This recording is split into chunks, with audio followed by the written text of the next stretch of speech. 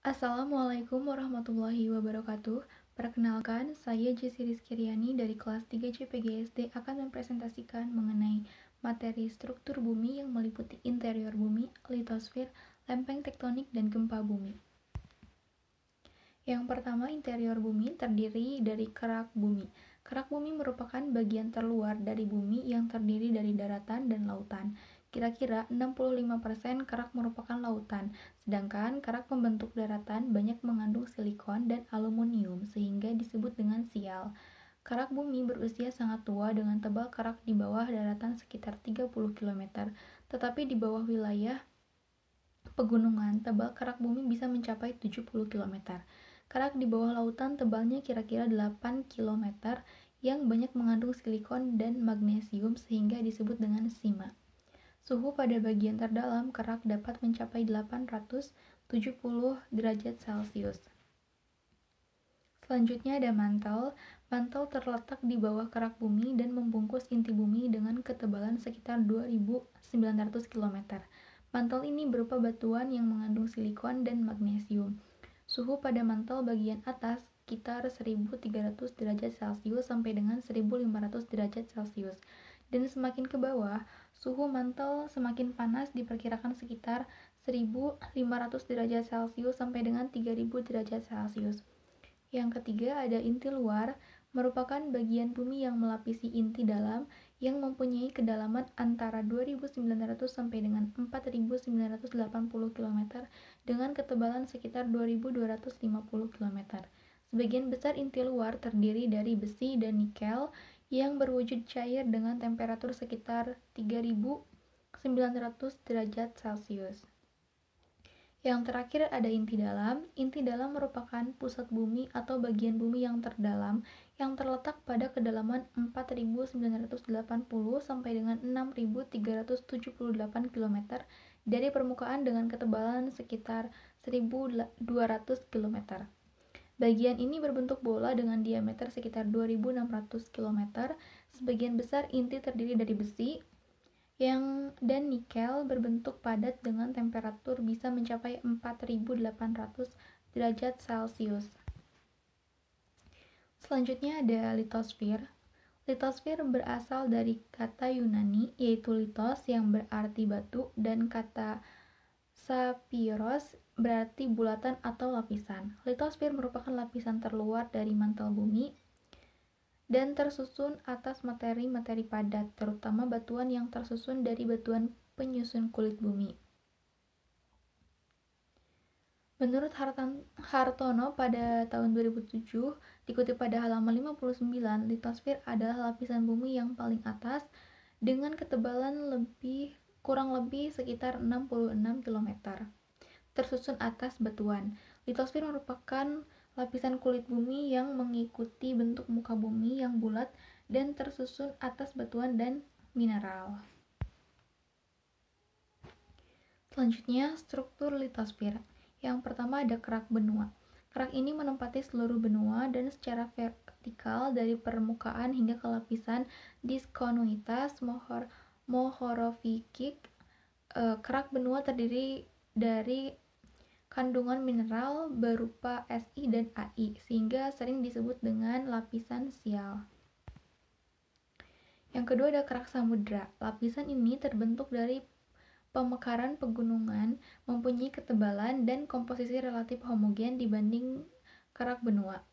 Selanjutnya bersifat padat yang berasal dari endapan lautan ada di bagian atas.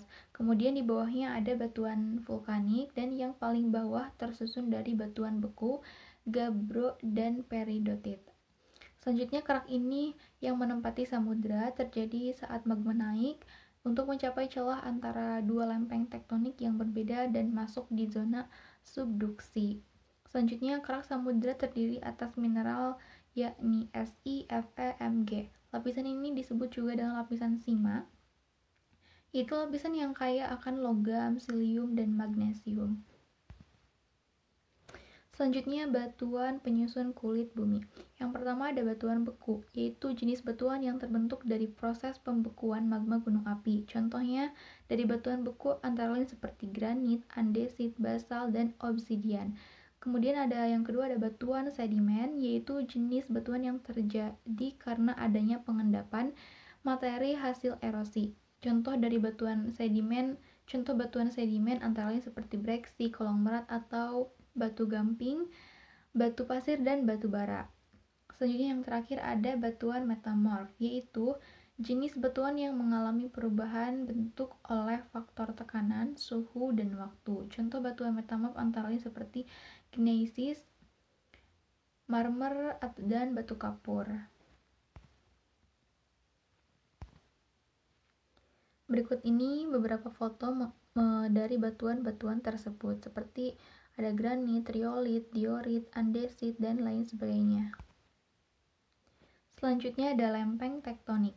Menurut Hartono pada tahun 2007, dikutip pada halaman 45, berdasarkan teori lempeng tektonik, kulit bumi terdiri atas beberapa lempeng tektonik yang berada di atas lapisan astenosfer yang berwujud cair kental. Lempeng-lempeng pembentuk kulit bumi selalu bergerak karena adanya pengaruh arus konveksi yang terjadi pada lapisan astenosfer dengan posisi berada di bawah lempeng tektonik kulit bumi. Sedangkan menurut Adriani dan kawan-kawan berpendapat bahwa lempeng tektonik adalah segmen kerak bumi yang mengapung di atas astenosfer yang cair dan panas. Oleh karena itu, maka lempeng tektonik ini bisa untuk bergerak, bebas untuk bergerak dan saling berinteraksi satu sama lain. Berdasarkan arahnya, gerak lempeng tektonik dapat dibedakan menjadi 3. Yang pertama ada konvergen, yaitu pergerakan lempeng di mana lempeng-lempeng bergerak saling mendekati satu sama lain, satu dengan yang lainnya, di mana gaya yang bekerja pada gerak ini adalah gaya kompresional. Yang kedua ada divergen, yaitu gerakan saling menjauh antar lempeng tektonik. Contohnya, gerakan saling menjauh antar lempeng Afrika dan Amerika bagian selatan. Nah, zona berupa jalur tempat berpisahnya lempeng-lempeng tektonik ini disebut dengan zona divergen atau zona sebar pisah. Yang ketiga ada sesar mendatar atau transform, yaitu gerakan saling bergesekan atau berlawanan arah antara lempeng tektonik. Contohnya, gesekan antar lempeng Samudra Pasifik dengan lempeng daratan Amerika Utara yang mengakibatkan terbentuknya sesar Andreas yang membentang sepanjang kurang lebih 1.200 km dari San Francisco di utara sampai dengan Los Angeles di selatan Amerika Serikat. Zona berupa jalur tempat bergesekan lempeng-lempeng tektonik ini disebut dengan sesar mendatar. Selanjutnya ada gempa bumi. Gempa bumi adalah peristiwa bergetarnya bumi akibat pelepasan energi di dalam bumi secara tiba-tiba yang ditandai dengan patahnya lapisan batuan pada kerak bumi. Akumulasi energi penyebab terjadinya gempa bumi dihasilkan dari pergerakan lempeng-lempeng tektonik. Menurut Sumanjaya, pada tahun 2016 dikutip pada halaman 1153, peristiwa gempa bumi besar merupakan suatu peristiwa di mana bergetarnya bumi akibat pelepasan energi di dalam bumi secara tiba-tiba yang ditandai dengan patahnya lapisan batuan pada kerak bumi. Berdasarkan faktor penyebabnya, gempa bumi dapat dibedakan menjadi 3 macam. Yang pertama ada gempa bumi tektonik, yaitu gempa bumi yang terjadi karena pergeseran kerak bumi, baik berupa dislokasi atau patahan.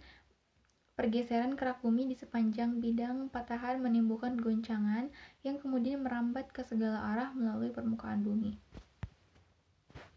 Yang kedua ada gempa vulkanik, merupakan gempa bumi yang terjadi karena aktivitas vulkanisme baik sebelum, sedang, ataupun sesudah letusan. Magma yang keluar melalui pipa-pipa gunung api bergeseran dengan batuan penyusun tubuh gunung api. Getarannya diteruskan kemana-mana melalui material yang menyusun kerak bumi. Demikian juga ketika terjadi letusan, material-material lepas, cair maupun gas dihempaskan keluar, dan getarannya merambat melalui batuan ke segala arah, menimbulkan gempa bumi di daerah sekitarnya. Umumnya gempa vulkanik tidak begitu hebat dan daerahnya terbatas sekitar gunung api tersebut saja. Selanjutnya ada gempa terban, adalah gempa yang disebabkan oleh adanya runtuhan, termasuk di dalamnya adalah longsor, runtuhnya atap gua di bawah tanah, biasanya di daerah kapur, dan runtuhan di dalam lubang pertambangan. Guncangan tidak begitu hebat dan daerahnya sangat terbatas. Demikian presentasi dari saya. Kurang dan lebihnya mohon dimaafkan. Wassalamualaikum warahmatullahi wabarakatuh.